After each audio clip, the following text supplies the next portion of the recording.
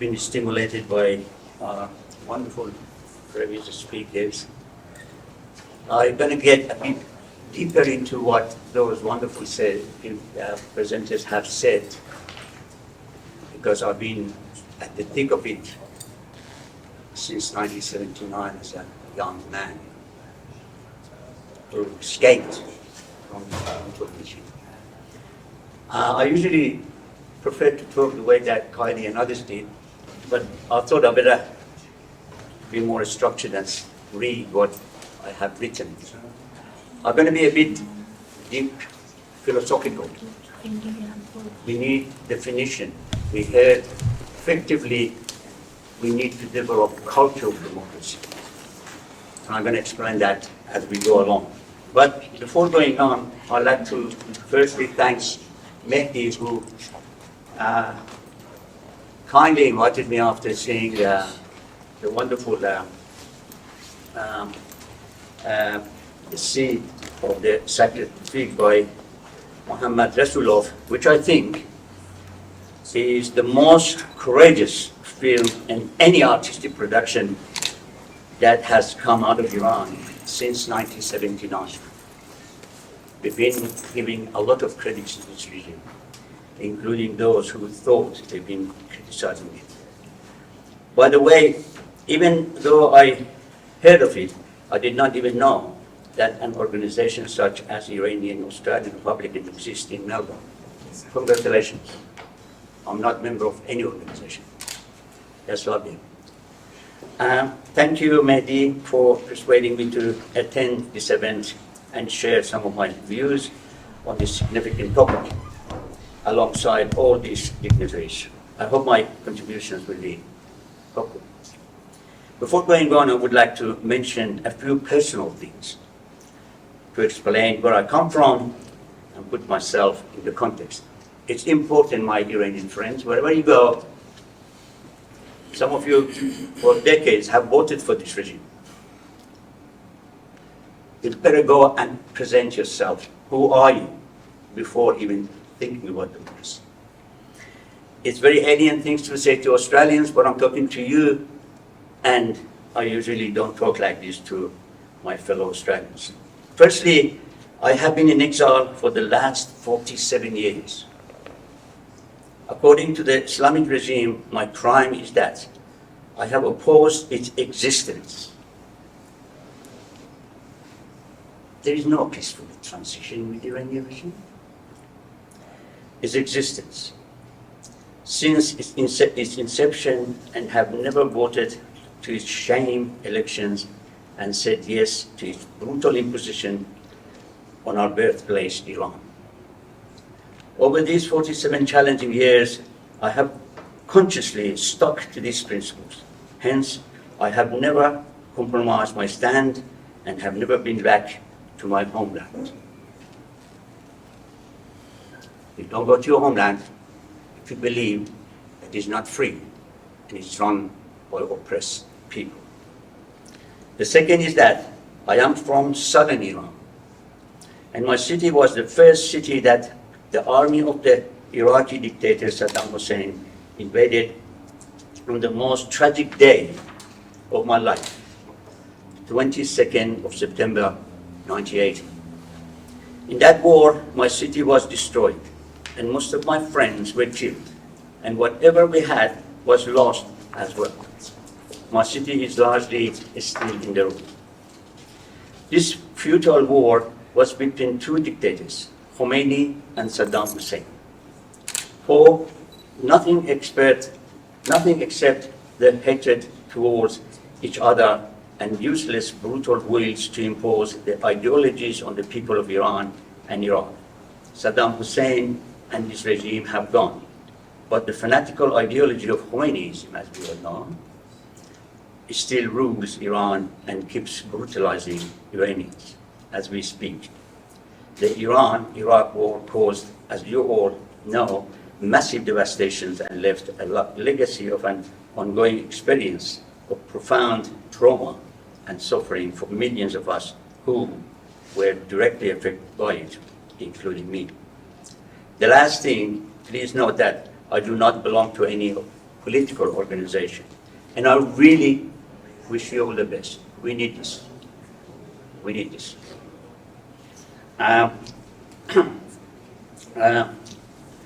Okay.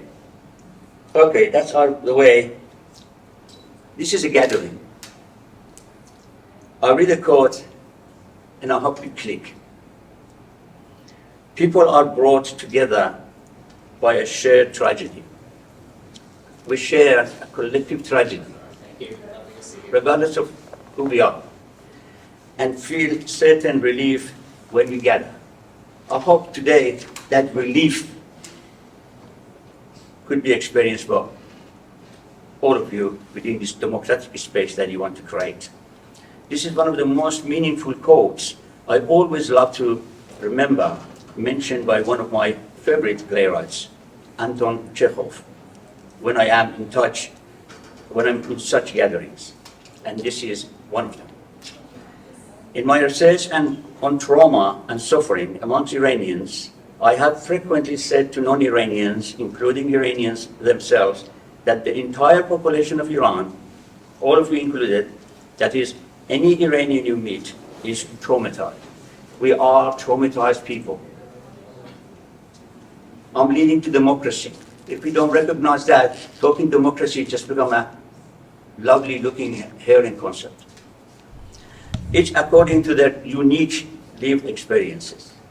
That includes those who are indifferent to what they experience of oppression and this time and this regime has done to them.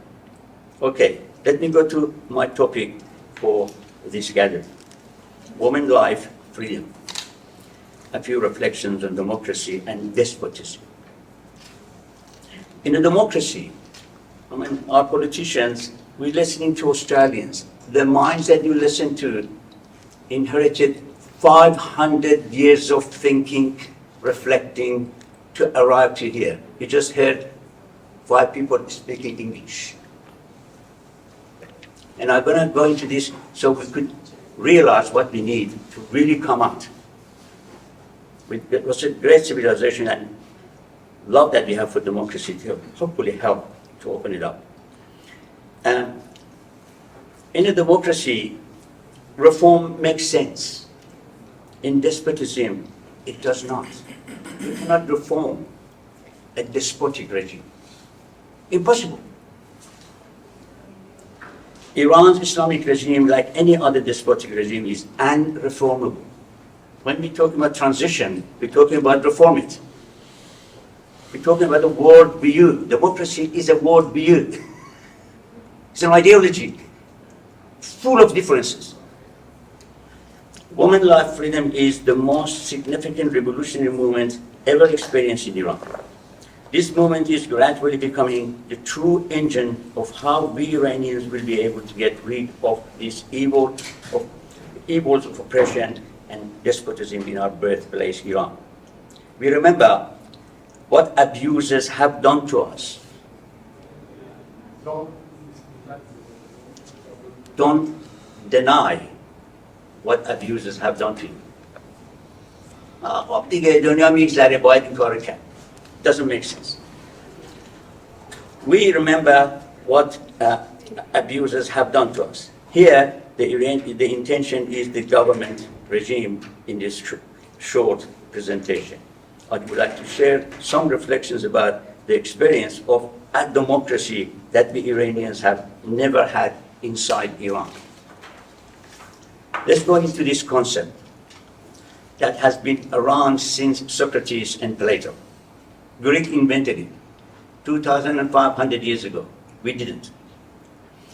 Up to the present. So what is democracy? As we will commonly know, it is of the people, for the people, by the people. This term comes from Greek word demos, meaning people, and kratos, meaning power. So democracy can be taught. We Iranians have never had this. Dispute me. We enter into democracy, we need tough discussions to enjoy this democratic space that we want to create. We have never had it. Dispute me. Give me evidence, teacher. And you are going to correct. Hopefully, you are going to correct. Without a doubt, since the imposition of the Islamic regime on us on that horrifying day, on the 1st of April of 1979, which I vividly remember as a young kid, witnessing in my own now ruined city and neglected city of Khorramshahr. I'm from South. We have experienced the most inhumane and brutal version of dictatorial regime. That's why I'm saying impossible to reform. No right to express any criticism, no right to write and publish our poems, plays, or books and express our ideas freely without being censored. Must live with the strict values of the world views of the regime, experience harassment, persecution, torture, imprisonment, and exile due to either opposing or independently criticizing the regime. So as we can see, there is no sight of any freedom. Democracy means choosing and living freely in peace with the elected government. That's what they were saying. That's what they were saying. That's what they're saying. The government that most citizens prefer elects and put into power for a specific limited time to serve them and their nation without intimidating, silencing, threatening, executing, torturing, and exiling those who vigorously criticize its policies if they are unhappy about it. It's a long one. I know you're approaching me to finish it up. I negotiated with Mehdi for half an hour, but I think I should be democratic and... how long? You had 15 minutes, so if you can... Yeah, just tell me, because I wanted to go into despotism and democracy and how Australian could learn from things. I don't know where to start. About the few minutes? How many? About the few minutes, a couple of minutes now. Okay. Because I had two philosophers, I had two great philosophers who talk about freedom and things, and I wanted to share that with you. But I finish off with a few points, going to my conclusion. In Australia, we have a functional democracy. However, as an ideal concept, this democracy is still evolving, as they say. It looks different when I came here over 30 years ago. It is constantly growing and will mature further as it goes on.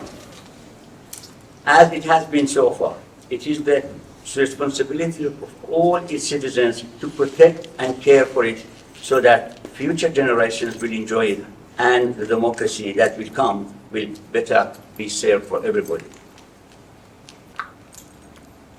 In contrast to this, that's the finishing line, in Iran, we have despotism, dictatorial, or authoritarian, depends what you look at. The oppressed people of Iran live in a closed and despotic society. And each Iranian, both inside and outside of Iran, need to individually and collectively unite to free ourselves from this despotism and authentically work towards restoring democracy, which we have now, and I believe you're going to do that, I hope. Striving to achieve for so long. We all know that it has not yet arrived for us to begin to help. By the way, you need to have democracy in the society to work. We were talking, four people talked to us about democracy because we are in it. We can't have democracy in our heads. We have to free Iran and then start experimenting it there, in the lab. Okay. In the current situation we are now, I believe more than ever, we Iranians, especially outside Iran, need to focus on calling for justice and solidarity amongst ourselves to finally stop this oppressive Islamic regime in Iran from continuing to impose itself on us and forcing us how to live and think and act to achieve this mammoth task, we urgently need to nurture a culture of collective trust. We must learn how to trust each other. Oppressors have great skill to fragment people, and we have fragmented not because we want to be distrusting each other. Dictatorship has that capacity to separate people from each other, and there is a huge amount of distrustness amongst ourselves, and I think it's largely because of the regime. We urgently need to nurture a culture of collective trust, which is necessary for building dialogues for a democratic, peaceful, and inclusive solidarity attitude, which is missing. This just solidarity attitude has to be based on dialogues, tolerance of each other, views, and cooperation rather than relying on conflict amongst ourselves. And in my final words, I repeat how I started this reflection. People are brought together by a shared tragedy. ما همگی فاجعه بار در عمق زیستنمون در یک تراژدی غرق شدیم. هر کی به نوع خودش این تراژدی رو تجربه کرده، خود را فریب دادن کافی است. ترس از ظالم کافی است. اگر دموکراسی میخوایم اونو باید چیز کنیم. من به عنوان یک ایرانی صحبت میکنم، نه اگه با استرالیایی بودم من اینطور صحبت میکنم. People are brought together by a shared tragedy and feel certain relief when they get together. I hope in the future when they get together, remember, you come with that shared tragedy.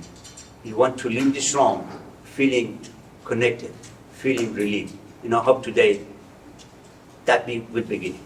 Thank you very much.